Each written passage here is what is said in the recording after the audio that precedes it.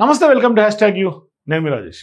Congress party తెలంగాణలో అధికారంలోకి వచ్చిన తర్వాత కొంత ప్రధానంగా అందరూ ఆశావాహులు కాంగ్రెస్ పార్టీ నాయకులు నామినేటెడ్ పదవుల కోసము, లేదంటే కనుక టీపీసీసీలో కార్యవర్గంలో పదవుల కోసం, అట్లాగే కొంతమంది టీపీసీసీలో కీలకమైనటువంటి పోస్టులు, వర్కింగ్ ప్రెసిడెంట్లు కానీ వైస్ ప్రెసిడెంట్లు కానీ ఇటువంటి పోస్టుల కోసం కొంత ఎదురు చూస్తున్నటువంటి సందర్భాలు ఉన్నాయి.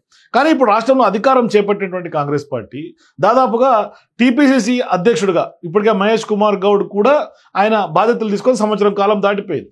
సో ఇప్పుడు ఏడాది క్రితమే అధ్యక్ష పదవిని కూడా కాంగ్రెస్ పార్టీ భర్తీ చేసింది. కానీ ఇప్పుడు ప్రధానంగా చర్చ ఏంటంటే వర్కింగ్ ప్రెసిడెంట్లు. మరి ఈ వర్కింగ్ ప్రెసిడెంట్ పోస్టులు ఇప్పటికి కూడా ఇంకా ఖాళీగానే ఉన్నాయి. సో అసలు కార్యవర్గం వేసుకున్న తర్వాత ఇప్పటికి కూడా ఇంకా భర్తీ చేయకపోవడంతో అసలు నియామకాలు ఉంటాయా లేవా అన్న అనుమానాలు కూడా ఇప్పుడు కాంగ్రెస్ పార్టీ వర్గాల్లో వ్యక్తమవుతున్నటువంటి సందర్భాలు ఉన్నాయి. అంటే ఇప్పటికే రాష్ట్ర నాయకత్వం కొంత అధిష్టానానికి కూడా కొంత ప్రతిపాదనలు కూడా పంపిస్తే దానిపైన కూడా కొంత ఏఐసీసీ అభ్యంతరం వ్యక్తం చేసిందనే సమాచారం అందుతోంది. సో ఇప్పుడు ఖచ్చితంగా ఏఐసీసీ అంశానికి బ్రేకులు వేసినట్టు కనిపిస్తుంది. అందుకే ఇప్పుడు ఈ అంశాన్ని పక్కన పెట్టిందనే వాదనలు ప్రధానంగా తెర మీదకి వస్తూ ఉన్నాయి. అంటే ఇప్పుడు పిసిసి అధ్యక్షుడిగా బీసీ సామాజిక వర్గానికి చెందినటువంటి మహేష్ కుమార్ గౌడ్ ఉండటంతో వర్కింగ్ ప్రెసిడెంట్ పదవులను ఎస్సీ, ఎస్టీ, ఓసీ, మైనారిటీ సామాజిక వర్గాలకు చెందినటువంటి లీడర్లకు ఇవ్వాలని పార్టీ అధిష్టానం ఒక నిర్ణయం తీసుకున్నట్టుగా తెలుస్తుంది. అంటే ఒక రకంగా చెప్పాలంటే సోషల్ జస్టిస్, సామాజిక సమతుల్యత ఖచ్చితంగా కాంగ్రెస్ పార్టీలో సామాజిక మొత్తం న్యాయం కాంగ్రెస్ పార్టీతో అవుతుంది అనే నినాదం ఎప్పటి నుంచో కాంగ్రెస్ పార్టీ చెప్తుంది. మరోవైపు ఎన్నికలు కూడా సందర్భం దగ్గరకు వస్తుంది కాబట్టి స్థానిక సంస్థల ఎన్నికలు 42% రిజర్వేషన్లు కూడా ఇచ్చి ఎన్నికలకు పోతామని నినాదంతో కూడా కాంగ్రెస్ పార్టీ ఒక రకమైనటువంటి బీసీ ఓట్ బ్యాంక్ కోసం కసరత్తు చేస్తుంది. సో ఇప్పుడు బీసీలకు ఇప్పటికే కొంత ప్రియారిటీ ఇస్తున్నట్టుగా కాంగ్రెస్ పార్టీ కనిపిస్తుంది. బీసీలకు అధ్యక్ష పదవి కూడా ఇచ్చినటువంటి నేపథ్యంలో ఇప్పుడు రిమైనింగ్ వర్గాలకు చెందినటువంటి లీడర్లతోనే ఈ జాబితా పంపాలని ఏఐసీసీ ఇప్పటికే పీసీసీకి సూచించినట్టు కూడా తెలుస్తుంది. దీంతో ఇప్పుడు CM Revanth Reddy, PCC chief Mahesh Kumar Goud ఇద్దరు కలిసి వాళ్ళ ఆధ్వర్యంలో ఒక సామాజిక వర్గం నుంచి 3 లీడర్లను ఎంపిక చేసి ఒక ప్రాబబుల్స్ జాబితాని ఢిల్లీకి పంపించినట్టుగా తెలుస్తోంది. అయితే అందులో ఎస్సీ సామాజిక వర్గం నుంచి సంపత్ కుమార్, ఎవరైతే మాజీ ఎమ్మెల్యే ఉన్నారో ఆయన ఏఐసీసీ కార్యదర్శి, అట్లాగే ఎస్టీ నుంచి బలరాం నాయక్, ఆయన ఇప్పుడు ఎంపీగా కొనసాగుతున్నారు.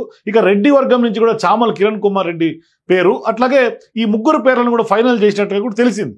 అయితే ఇప్పుడు మైనార్టీ వర్గం నుంచి పీసీసీ పంపినటువంటి లిస్టులో ఫిరోజ్ ఖాన్, అట్లాగే ఫహీం ఖురేషీ, అజరుద్దీన్ పేర్లు ఉన్నట్టుగా కూడా తెలుస్తోంది. వీరిలో ఇప్పుడు అధిష్టానం ఒకరికి సపోర్ట్ చేయగా రాష్ట్ర నేతలు మరొకరికి మద్దతు తెలుపుతున్నారనేది కూడా, అందుకే ఎంపిక అంశం కొలిక్కి రావడం లేదు అంటే ఒక రకమైనటువంటి భిన్నాభిప్రాయాలు ఉన్నట్టుగా కనిపిస్తుంది. ఫలితంగానే ఇప్పుడు వర్కింగ్ ప్రెసిడెంట్స్ ఎంపికనే కొంత పెండింగ్లో పెట్టేట్టుగా ప్రచారం జరుగుతోంది. అంటే ఎంపీలు, ఎమ్మెల్యేలుగా కాకుండా మిగతా వారిని వర్కింగ్ ప్రెసిడెంట్స్గా పార్టీ కోసం వాళ్ళని నియమించాలనేది ముందుగా అధిష్టానం భావిస్తుంది.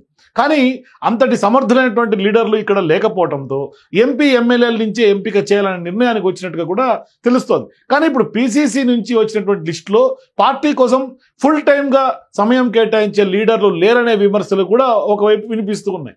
అందుకోసం అసలు వర్కింగ్ ప్రెసిడెంట్సే లేకుండా పార్టీ వ్యవహారాలను నడిపిస్తే ఏమవుతుంది అనే ప్రశ్న కూడా ఇప్పుడు కాంగ్రెస్ పార్టీ అధిష్టానంలో ఉంది.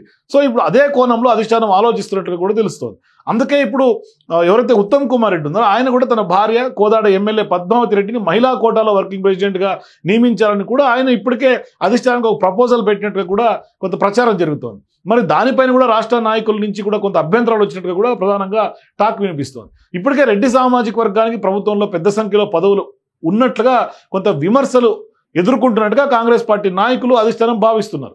అలాంటి సమయంలో మళ్ళీ పార్టీలోని కీలకమైనటువంటి వర్కింగ్ పోస్ట్ పదవులను కూడా చామల్ కిరణ్ కుమార్ రెడ్డితో పాటుగా పద్మావతి రెడ్డిని కూడా నియమించడం వల్ల మరిన్ని విమర్శలు వస్తాయనేది కూడా కొందరు అధిష్టానం వద్ద తమ వాదనను వినిపించినట్టుగా తెలుస్తోంది. సో ఇటువంటి అనేక ఈక్వేషన్స్ బేరీజ్ వేసుకొని కాంగ్రెస్ పార్టీలో కొంత ఈ వ్యవహారానికి, ఈ వర్కింగ్ ప్రెసిడెంట్ పదవులకి బ్రేకులు పడుతున్నట్టుగా కనిపిస్తోంది. మరి ఖచ్చితంగా ఒకవైపు స్థానిక సంస్థల ఎన్నికలు కూడా వస్తున్నటువంటి తరుణంలో మరి అప్పటికైనా ఈ వర్కింగ్ ప్రెసిడెంట్ పదవులు నింపే అవకాశాలు కాంగ్రెస్ పార్టీలో ఉంటాయా, లేదు అంటే అనౌన్స్మెంట్ మాత్రమే పెండింగ్ ఉంది, ఇక అధిష్టానమే ఫైనల్ డెసిషన్ కొంత రిలీజ్ చేయాల్సినటువంటి అవసరం ఉంది అని చెప్తున్నటువంటి తరుణంలో మరి అధిష్టానం ఎట్లా డెసిషన్ తీసుకుంటుంది? మరి ఇప్పటికే 2వ విడత పాదయాత్ర కూడా కాంగ్రెస్ పార్టీ సిద్ధమవుతోంది. ఇప్పటికే డేట్స్ ఫిక్స్ చేశారు మహేష్ కుమార్ గౌడ్, అట్లాగే ఇన్ఛార్జిగా ఉన్నటువంటి మీనాక్షి నటరాజన్, వారు ఇరువురు కూడా పాదయాత్రలు చేస్తున్నటువంటి సందర్భం మనం చూస్తున్నాం. ఇటువంటి సందర్భాల్లో వర్కింగ్ ప్రెసిడెంట్స్ అవసరమైన పార్టీకి నిజంగానే ఇప్పుడు ఇచ్చినటువంటి లిస్టు ఫైనలైజ్ అయిపోయిన తర్వాత మరి ఎవరెవరితో లిస్టు ఫైనలైజ్ అయ్యే పేర్లు తెర మీదకి వస్తాయి, మరి అధిష్టానం ఎప్పుడు డిక్లేర్ చేస్తున్నది మాత్రం కొంత ఆసక్తిని రేపుతోంది. మొత్తం మీద